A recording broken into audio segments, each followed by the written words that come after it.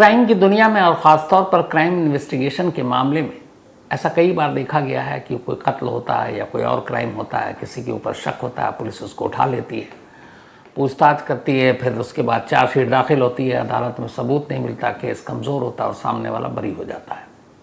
बहुत सारे केस अपने यहाँ कन्विक्शन रेट वैसे ही कम है। लेकिन एक इंसान की मौत होती है, मौत के बाद खुद घर वालों को यह है कि नहीं, ये नेचुरल डेथ है, क्योंकि सीन ऐसी बनाई गई कि हार्ट अटैक से मौत हुई है। उसके बाद उसका अंतिम संस्कार भी हो जाता है, उसको दफना दिया जाता है। लेकिन पुलिस को कहीं कुछ डाउट होता है।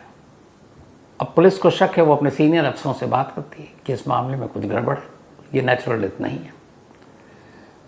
तो कहा जाता है कि ठीक है, शक है तो तफ्तीश करो और जब पूरे सबूत आ जाए तब आना। इसके बाद पुलिस की टीम पूरे 9 महीने तक बड़ी खामोशी से उस कत्ल की तफ्तीश कर रही है, उसकी जांच कर रही है। और जिसकी जांच कर रही है उनको ज़रा सी भी भनक तक नहीं लगती, बल्कि उसमें से एक अंडरकवर एजेंट जाकर उन्हीं कातिल में से एक के साथ दोस्ती करता है और उन्हीं बेसिर पैर की बातें करते करते और आखिरकार 9 महीने बाद जो सबूत हाथ लगता है, उस सबूत के बाद एक पूरी कहानी पलट जाती है। बात 2015 की अक्टूबर की है। 18 अक्टूबर 2015 केरल में एक परिवार रहा करता था, अब्राहम परिवार। अब्राहम परिवार में जो उनके हेड अब्राहम, उनके 2 बेटे, एक का नाम सैम और एक उससे छोटा बेटा, और उनकी वाइफ, यही रहा करती थी। सैम अच्छी खासी पढ़ाई करने के बाद पहले गया ओमान, वहाँ एक मनी एक्सचेंज कंपनी में काम करता था और फिर वहाँ से चला गया वो ऑस्ट्रेलिया 2013 में और वहीं जॉब कर रहा था। 15 अक्टूबर 2015 की सुबह सुबह अब्राहम, जो कि केरल के कोल्लम ज़िले के करुवलूर गांव में रहा करते थे, उनके पास फ़ोन आता ऑस्ट्रेलिया से। फ़ोन पे जो खबर सुनी, पूरा परिवार मातम में। उन्हें कहा गया कि आपके बेटे सैम अब्राहम की दिल का दौरा पड़ने से मौत हो गई। और फ़ोन पर यह जानकारी कोई और नहीं बल्कि रोती हुई सैम की वाइफ सोफिया थी। घर वालों पर पहाड़ टूट पड़ा। इसके बाद उन्होंने इंतज़ार किया, वहाँ कागजात पूरी की गई। फिर ऑस्ट्रेलिया से 3 दिन के बाद, 15 तारीख की बात है, 18 अक्टूबर को कॉफिन में कैद सैम की लाश केरल पहुँचती है। केरल आने के बाद अब केरल में लाश के साथ जो आई तो सैम की वाइफ सोफिया, उसका 7 साल का बेटा और उसकी एक सिस्टर सोनिया, जो कि मेलबर्न में ही नर्स है। यहाँ आने के बाद सैम की लाश को दफना दिया जाता है कब्रिस्तान में और पूरा परिवार सोगवार। 34-35 साल की उम्र में दिल का दौरा पड़ने से मौत, हालांकि आजकल तो किसी उम्र में हो जाती है। इसके बाद 5 दिन बीतते हैं। 5 दिन के बाद चूंकि सोफिया भी मेलबर्न में एक कंपनी में काम कर रही थी, विदेश का मामला था, नौकरी जा सकती थी, तो फिर उसने कहा कि अब मुझे वापस जाना पड़ेगा नौकरी ज्वाइन करने के लिए। सोफिया अपने 7 साल के बेटे के साथ वापस मेलबर्न चली गई। बात 22 और 23 अक्टूबर 2015 की है। अब सोफिया चली गई। यहाँ घर वालों को ये है सोफिया अकेले कैसी रहेगी, 7 साल का छोटा बच्चा है। बट सोफिया हर सैटरडे अपने इन लॉज को फ़ोन करती, सब कुछ बताती। धीरे धीरे वक्त बीता, धीरे धीरे वक्त बीता, करीब 9 महीने बीत गए। इसके बाद 2016 का साल आ गया। 9 महीने बाद अब केरल में सोफिया का फ़ोन नहीं आ रहा और लगातार आता था। तो एक सैटरडे गुजर गया, उसके बाद अगले सैटरडे भी फ़ोन नहीं आया, 2 सैटरडे फ़ोन नहीं आया। अब घर वाले परेशान, क्या करें। तो उन्होंने ऑस्ट्रेलिया में अपने जानकारों से फ़ोन करने की, सोफिया की जानकारी लेने की कोशिश की। तो अगली खबर जो मिली वो पहली खबर से भी और ज़्यादा डराने वाली थी।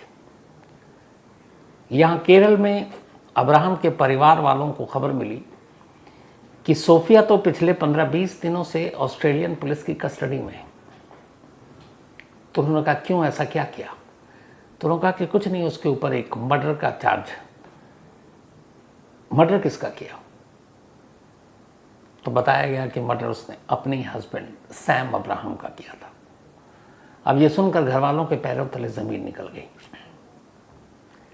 लेकिन बात यहीं नहीं रुकी, फिर आया कि वो अकेली नहीं है, उसके साथ एक और शख्स है, वो भी इसी मर्डर में शामिल था और वो भी पकड़ा गया है और उसका नाम है अरुण कमलासनन। अरुण कमलासनन, इसकी उम्र भी करीब 32-33 साल, केरल के इसी कोल्लम जिला का रहने वाला। अब ये नाम पहली बार घर वालों ने सुना था। तो क्यों एक बीवी ने और एक दूसरे केरल के ही नौजवान ने क्यों मारा, और उस नौजवान का सोफिया से क्या कनेक्शन, घर वालों को कुछ समझ में नहीं आ रहा था। लेकिन फिर धीरे धीरे बात हुई। उसके बाद ऑस्ट्रेलियन पुलिस और कमीशन, हाई कमीशन के ज़रिए यहाँ पे ये हुआ कि पोस्टमार्टम की रिपोर्ट आई बाद में, और वो सारी चीज़ें देखी गई, और उसके बाद फिर एक कहानी आई। कहानी के बाद फैसला आया। एक मर्डर मिस्ट्री याद आई। 50 साल पहले प्रेसिडेंट ऑफ इंडिया के एक डॉक्टर थे और उन डॉक्टर पर एक मर्डर के चार्ज लगे। विद्या जैन मर्डर मिस्ट्री, ये एक अजीब कत्ल की कहानी कुकू एफएम के ऑडियो प्लेटफॉर्म पर आप सुन सकते हैं। कुकू एफएम एक बेहद तेज़ी से बढ़ता हुआ ऑडियो लर्निंग ऐप है और लाखों लोग इसको सुन रहे हैं और इससे कुछ ना कुछ नया सीख रहे हैं, आगे बढ़ रहे हैं। अगर आपने अब तक कुकू एफएम की ऑडियो बुक नहीं सुनी है तो अब आपके लिए कुकू एफएम ने 7 दिन का फ्री ट्रायल शुरू किया है। इन 7 दिनों के दौरान आप पूरे प्लेटफॉर्म पर कोई भी शो सुन सकते हैं, जिसमें 5000 शो शामिल हैं, बल्कि 5000 से ज़्यादा हैं बिल्कुल मुफ्त। ऑफर बहुत तगड़ी है, तो अपने दोस्तों को और फैमिली मेम्बर्स को भी ये ज़रूर बताना। अब ये कहानी जो थी, इस पर शायद कोई भी फिल्म भी बना सकता है। कहानी ऐसी थी कि केरल के कोल्लम इलाके में सोफिया बचपन से ही वहीं पली बढ़ी और सैम भी वहीं पला बढ़ा। दोनों एक ही इलाके में रहते थे। बचपन से दोनों एक दूसरे को जानते थे, क्योंकि दोनों स्कूल जाते थे, फिर एक साथ कॉलेज जाते थे। और उनकी दोस्ती इतनी नहीं थी, बल्कि हर संडे चर्च में जब प्रेयर के दौरान कोरस चुकाना होता था, उसमें ये लोग कोरस के तौर पर पार्टिसिपेट करते थे। म्यूज़िक का शौक़ था दोनों को, तो दोनों गाना गाते और म्यूज़िक संगीत का शौक़, पले बड़े, कॉलेज गए। तो बचपन का प्यार था सैम और सोफिया का। अब ये दोनों जब बड़े हुए, सैम ने अपनी ठीक ठाक पढ़ाई की, उसे ओमान में नौकरी मिल गई एक मनी एक्सचेंज की रेपुटेटेड कंपनी में। इस दौरान जाने से पहले उसने अपने पेरेंट्स से बताया कि सोफिया से मैं शादी करना चाहता हूँ। सोफिया के पेरेंट्स डिफेंस के एक रिटायर अफसर थे, उसके फादर, अच्छी फैमिली। लेकिन कुछ वजह थी, सैम के फादर ने मना कर दिया। उन्होंने कहा सोफिया के साथ तुम्हारी जोड़ी ठीक नहीं है।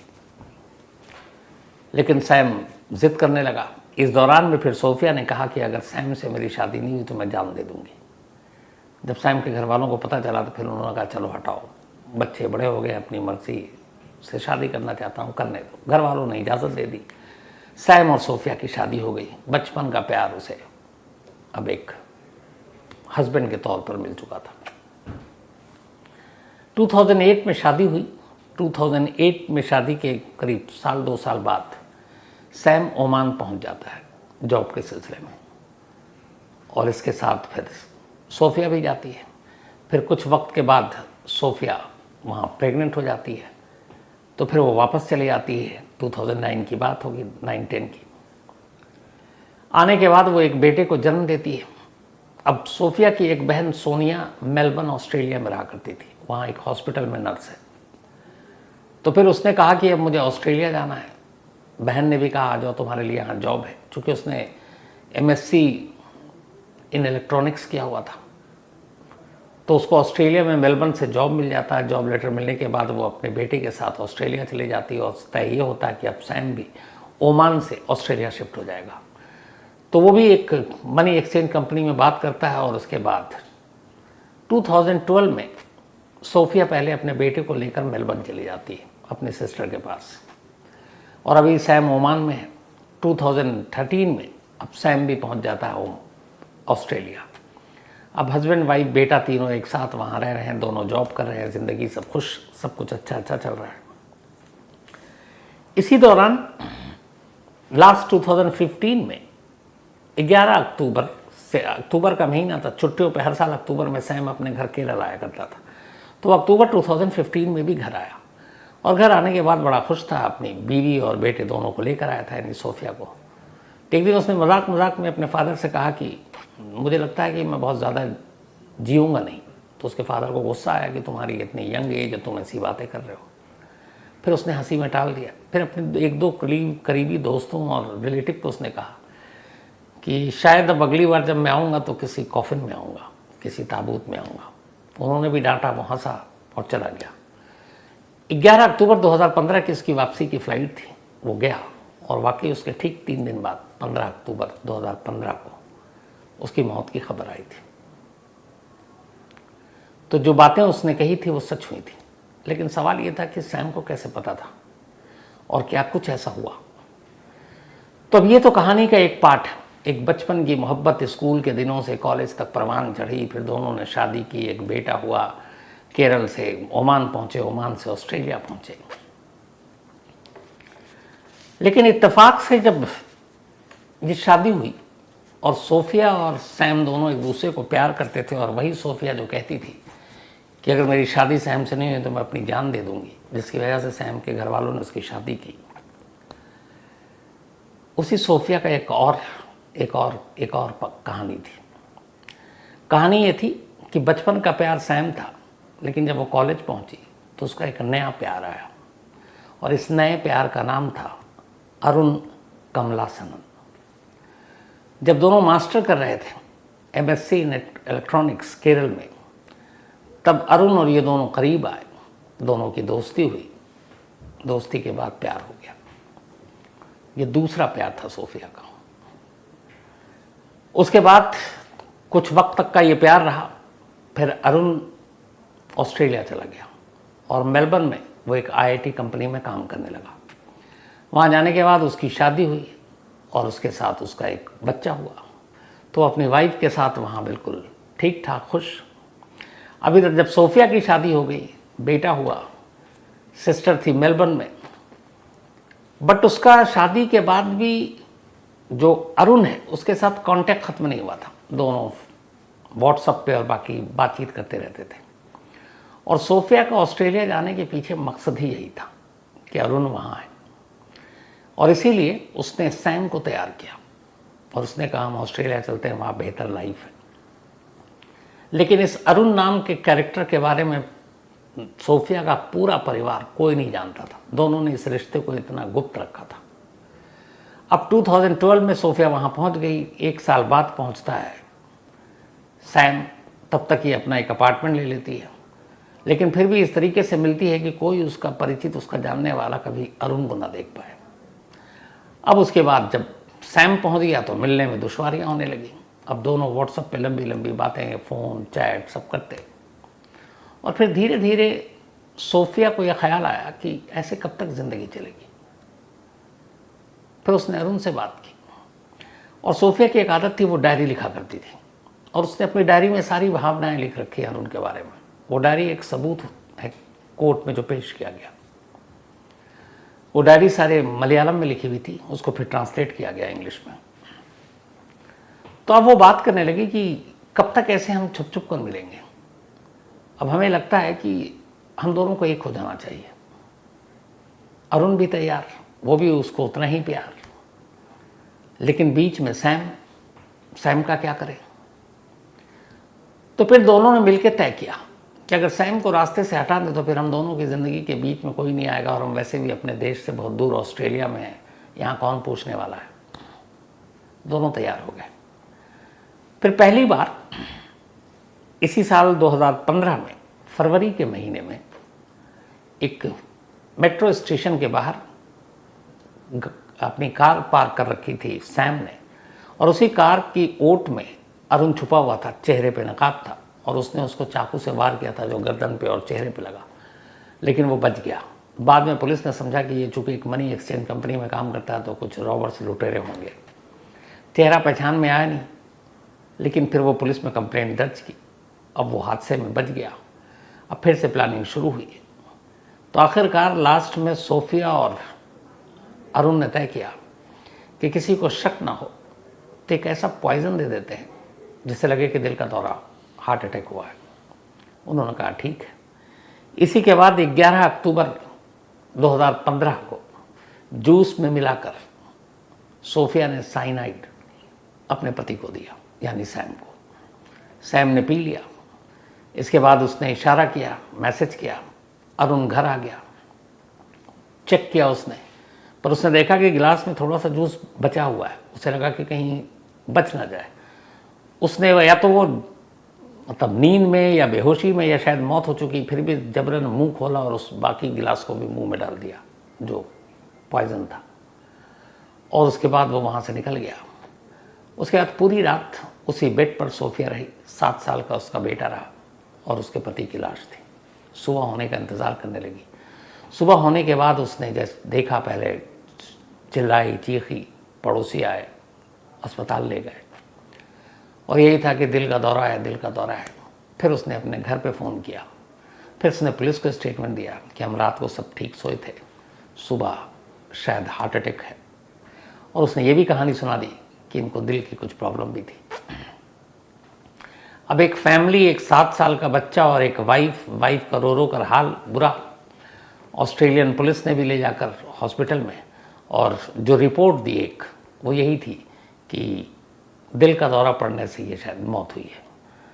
इसके बाद अब ये चूँकि केरला की फैमिली थी, बॉडी को ले जाना था, तो उन्होंने जो बॉडी भेजने के जो सारे कागजात थे वो उन्होंने तैयार कर दिया, और उसमें मौत के रीज़न यही हार्ट अटैक लिखा। और इस तरीके से बॉडी वहाँ से ऑस्ट्रेलिया से इंडिया पहुँच गई। हालांकि यहाँ पे एक चूक हुई थी। अगर पोस्टमार्टम वहीं हो जाता तो शायद रिपोर्ट आ जाती, लेकिन पोस्टमार्टम में शुरुआत में चूँकि इस पॉइजन से भी जो असर हुआ था वो दिल पर ही हुआ था, तो जब तक विसरा की नहीं होती तब तक पता नहीं चलता, तो उसमें टाइम लगता। लेकिन यहाँ फैमिली ही कोई फाउल प्ले और कुछ ऐसी बात बता नहीं रही है, तो पुलिस को भी कोई शक हुआ नहीं, उसने दे दिया। बॉडी यहाँ पहुँच गई केरल में उसको दफना दिया गया, और सब कुछ यही था। केरल में दफनाने के 4 दिन के बाद सोफिया अपने ऑफिस का कहकर वापस पहुँच जाती है मेलबर्न। अब मेलबर्न आने के बाद वो हर सैटरडे अपने घर वालों को फ़ोन करती है। अब ऑस्ट्रेलियन पुलिस अभी तक एकदम खामोश है इस केस को लेकर, लेकिन ये था कि कैसे ऐसी मौत हुई है, तो जो बेसिक इन्फॉर्मेशन है वो सारी चीज़ें हैं, थोड़ा बहुत डाउट तो अपने लेवल पे उनके डिटेक्टिव चेक करते हैं। पहली गलती आने के 1 हफ्ते के बाद ही सोफिया ने ये की कि जो सैम का पूरा बैंक अकाउंट था, जो सारी चीज़ें थी, उसने वो पूरा बैंक अकाउंट खाली कर अपने नाम पे सब कुछ कर लिया। चलो वाइफ है, अपने नाम पे कर लिया, चलेगा। दूसरी गलती ये की कि जो सैम की गाड़ी थी उसने वो गाड़ी अरुण के नाम पे ट्रांसफ़र करवा दी। जब अरुण के नाम पे ट्रांसफ़र कराया तो पहली बार डिटेक्टिव के कान खड़े हुए कि वो गाड़ी या तो अपने नाम पे कर सकती थी या बेच देती, लेकिन अभी भी ये था कि ये अरुण कौन है, एक अननोन बायर है। फिर पुलिस के कान में अरुण का नाम पड़ा। अब इधर ये था कि कुछ ना कुछ तो गड़बड़ है, ऑस्ट्रेलियन पुलिस को था, लेकिन सबूत नहीं था। तो जो डिटेक्टिव था वो शुरू में अपने अफसर को कह रहा था, उन्होंने कहा सबूत लाओ तो फिर बात करो। उसने कहा ठीक है। अब वो खामोशी से लग गया। इधर इतनी खामोशी कि कभी पुलिस दोबारा गई नहीं पूछने के लिए सोफिया से, और सोफिया को अब जैसे जैसे दिन बीता उसे लगा कि चलो एक मर्डर हुआ, यहाँ पता नहीं चला, बॉडी अब केरल में है, क्या पता चलेगा। लेकिन डिटेक्टिव लगा रहा। जैसी कार उसने नाम पे किया था, अब अरुण नाम का कैरेक्टर उसके सामने आया। अब उसने अरुण की एक कुंडली खंगालनी शुरू की। इसके बाद धीरे धीरे एक जो अंडर कवर एजेंट था, वो भी एक डिटेक्टिव था, उसने अरुण से दोस्ती कर ली। अब वो बातें करते यूं ही कभी इधर उधर की, और उसके बाद अब अरुण और सोफिया के दोनों के फ़ोन कॉल टैप करना शुरू कर दिया। जब टैप करना शुरू किया तो उसमें पहली बार खुलासा हुआ है कि ऐसे ऐसे हुआ, अभी तक किसी को पता नहीं, जो भी बातचीत थी। लेकिन ये चलते चलते एक दिन ड्रिंक करते हुए अरुण ने उसी जो डिटेक्टिव था, जो उसका दोस्त बनकर आया था, उसके सामने कहा था कि मैंने एक बार ऐसा किया था, मैंने एक ऑरेंज जूस में एक पॉइजन मिलाया और मैंने ऐसा किया। तो ये सारी रिकॉर्डिंग हो गई थी, ये सारी चीज़ें थी। जब ये सारी चीज़ें हुई और जो कॉल डिटेल था वो सब कुछ मिल गया, तो फिर अपने बॉस के सामने रखा उस डिटेक्टिव ने। उन्होंने देखा इतने 3 चीज़ें होनी चाहिए थी। पहला कि अगर तुम्हारी नज़र में ये कत्ल है तो साबित करो मोटिव क्या है। यही बेसिक होता है। तो सबसे चैलेंजिंग यही था कि भाई अगर सैम को मारा है तो इसमें सोफिया ने मारा है तो सोफिया का मोटिव क्या है, और अगर अरुण ने मारा तो अरुण का मोटिव क्या है। तो पहली चीज़, जब दोनों की बातचीत और व्हाट्सएप चैट और बाकी सारी चीज़ें इन्होंने जब ट्रैक करना शुरू किया तो मोटिव मिल गया। मोटिव ये कि दोनों एक दूसरे को प्यार करते थे। अब चूंकि दोनों शादीशुदा है तो जब तक सैम नहीं रास्ते से हटेगा तब तक ये दोनों नहीं मिलेंगे। तो यहाँ आया लव ट्रायंगल, मोटिव। उन्होंने कहा कि अब मोटिव के अलावा वेपन, तो वेपन उसने एक दिन ड्रिंक खोल करते हुए बता दिया कि मैंने साइनाइड उसके उसमें डाल दिया था, जूस में। तो अब जब ये बात हुई तो फिर कहा गया कि ये तो मौत के बाद विसरा जांच से ही पता चलेगी। इसके बाद फिर कहा गया कि अब बॉडी का जो लाश ऑलरेडी वहाँ है, और चूंकि क्रिश्चियन थे तो इनको तो दफनाया गया था, तो फिर उसको निकालकर उसकी विसरा जांच कराई गई। विसरा जांच में कॉज ऑफ डेथ पॉइजन आ गया। तो अब वेपन भी मिल गया, मोटिव भी मिल गया। इसी के बाद नेक्स्ट ईयर करीब 9 महीने बाद ऑस्ट्रेलियन पुलिस ने सोफिया और अरुण इन दोनों को अरेस्ट कर लिया। और जब अरेस्ट किया उस दौरान 15 दिन तक वो थाने में, घर से कांटेक्ट नहीं। इधर सैम के घर वाले परेशान क्योंकि उनका पोता वहाँ पे है उसी के साथ। और जब पहली बार पता चला तो उनके पैरों तले ज़मीन खिसक गई कि ये वही बहू है जिसने अपने ही सुहाग को मारा और फिर उसकी बॉडी के साथ ऑस्ट्रेलिया से केरल तक ट्रैवल किया, उसके अंतिम संस्कार में हिस्सा लिया और 4 दिन बाद अपने बेटे को लेकर वापस उसी ऑस्ट्रेलिया पहुंची। और कमाल की बात यह थी कि केरल और इस डिस्ट्रिक्ट में, कोल्लम में, और उसी कोल्लम के कुरुवलूर गांव में रहते हुए भी किसी भी फैमिली को, ना अरुण की फैमिली को ना सोफिया की फैमिली को, किसी को इस बात की भनक तक नहीं थी कि ये दोनों एक दूसरे को जानते हैं। और इनका प्यार करीब 10 साल पुराना था, लेकिन इस प्यार के बारे में किसी को भी कोई ज़रा सी भी खबर नहीं थी। तो जब अरेस्ट किया, सर्च वारंट लेकर पुलिस घर पहुंची तो फिर एक डायरी मिली, और ये डायरी इस केस में सबसे अहम चीज़ साबित हुई। वो डायरी में हर रोज़ जब वो मिलती थी कोड वर्ड में, वो लिखती थी उसके बारे में, अरुण के बारे में। और उस डायरी में उसने तमाम बातें लिखी, इश्क की, मोहब्बत की, कि तुम कैसे ऐसे छोड़ सकते हो, कैसे जा सकते हो।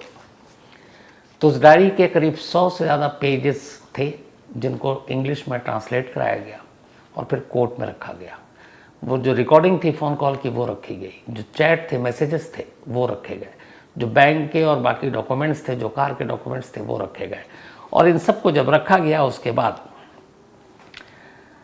विक्टोरिया की सुप्रीम कोर्ट ने, ऑस्ट्रेलिया की, अपना फैसला सुनाया। और उन्होंने अपने फैसले में अरुण को 24 साल की सज़ा दी, जबकि सोफिया को 22 साल की। और इन 24 सालों में ये था कि 24 सालों की जो सज़ा है उसमें 21 साल से पहले उसको पेरोल नहीं मिलेगी, और सोफिया को 22 साल में ये था कि उसको 18 साल से पहले पेरोल नहीं मिलेगी। यानी 18 और 21 साल तक तो इनको जेल में रहना है। कोई भी किसी भी हालत में ये दोनों जेल से बाहर नहीं आ सकते, जैसे हमारे यहाँ ज़मानत होती है। तो उसमें लिखा है बाकायदा जजमेंट में कि 24 साल अरुण को, लेकिन 21 साल के बाद ही ये पेरोल मांग सकता है, और 22 साल सोफिया को लेकिन ये भी 18 साल के बाद पेरोल मांग सकती है। इस फैसले के दौरान सोफिया अदालत में गिड़गिड़ाई और उसने कहा कि मेरा एक छोटा सा बेटा है, आप मुझ पर रहम कीजिए। तब अदालत ने कहा था कि अफसोस की बात यह है कि इस क्राइम में अगर सबसे बड़ा कोई विक्टिम है तो वो तुम्हारा वही 7 साल का बेटा है, क्योंकि इसके बाप को तुमने छीन लिया और माँ को कानून छीनने जा रही है। अब अगले 22 साल तक तुम अपने बेटे से नहीं मिल पाओगी। तो सबसे बड़ा विक्टिम इस क्राइम का और जो पीड़ित है, जिसके साथ हमदर्दी होनी चाहिए, वो 7 साल का वो बच्चा है कि बाप भी गया, माँ भी नहीं है, और इसीलिए तुम्हारे साथ रहम की कोई गुंजाइश नहीं बनती। उस बच्चे को तब तक सोनिया, जो सोफिया की बहन थी नर्स, उसकी कस्टडी में वहाँ की अदालत ने दे दिया। अब केरल में उनका जो परिवार है उसने कहा कि हमें कस्टडी चाहिए अपने पोते की, अब्राहम फैमिली ने, और फिर उन्हें उस पोते की कस्टडी मिल गई।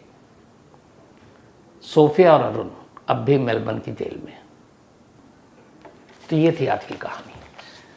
कहानी अजीब इसलिए कि एक तरफ बचपन की मोहब्बत और फिर उस मोहब्बत के ज़िद और शादी, और दूसरी तरफ फिर एक कॉलेज की मोहब्बत और उस कॉलेज की मोहब्बत को भी शादी के ज़िद में बदलने की सनक, एक कत्ल और एक साथ कई ज़िंदगी बर्बाद। तो ये थी आज की कहानी ख़त्म करूं उससे पहले वही अपना सिलसिला। आज मेजर जनरल वुदेव परिदा, इनका बर्थडे है, तो हैप्पी बर्थडे वुदेव परिदा साहब। और ये भेजा है अक्षय जीना जी ने उड़ीसा से। साथ ही तबस्सुम बानो, इनका भी आज बर्थडे है, हैप्पी बर्थडे तबस्सुम जी। और ये भेजा है जुनैद खान ने, उनकी वाइफ हैं। इसके अलावा रियांश का भी आज बर्थडे है, तो हैप्पी बर्थडे रियांश। और ये महेश जी के बेटे हैं। साथ ही आज अबराना खान, इनका भी बर्थडे है, तो हैप्पी बर्थडे अबराना। और ये अमीन खान की बिटिया हैं। इसके अलावा सविता देवी जी और सुमन रे जी, इन दोनों की आज मैरिज एनिवर्सरी है। आप दोनों को बहुत बहुत बधाई। और ये भेजा है इनके बेटे दीपक कुमार ने सीवान से। साथ ही Ramesh Kumar Gajjar, thank you so much. Syed Usman Pakistan Lahore से हैं, thank you so much Usman sahab आपके इस मेल के लिए। उन्होंने कुछ करेक्शन बताया। हीरा मंडी की स्टोरी में जो हमारी टीज़र पे तस्वीर गई थी, उन्होंने कहा कि अब वो एक नामचीन रेस्टोरेंट है, कोई हीरा मंडी या उस तरह का रेड लाइट एरिया नहीं है। दूसरी बात इन्होंने कही कि जनरल परवेज़ मुशर्रफ के ज़माने में ही हीरा मंडी पे जिसमें फरोशी और बाकी काम होता था उसको बंद कर दिया गया है, और अब ये पूरा एक फूड स्ट्रीट हो गया है। तो थैंक यू इस गलती को सुधारने के लिए सैयद उस्मान पाकिस्तान से। साथ ही राकेश परमार, इन्होंने कहानी की फरमाइश की है। Surendra Singh, thank you so much, एक कहानी की फरमाइश की है। Subhash Grover, thank you so much. Shubham Jha, एक कहानी की फरमाइश की है। इसके अलावा जसपाल, कभी कभी रिप्लाई करने में लेट हो जाता है जसपाल भाई, तो माफ़ी, पर थैंक यू सो मच। इसके अलावा Rose Mary Robinson, thank you so much आपके इस मेल के लिए।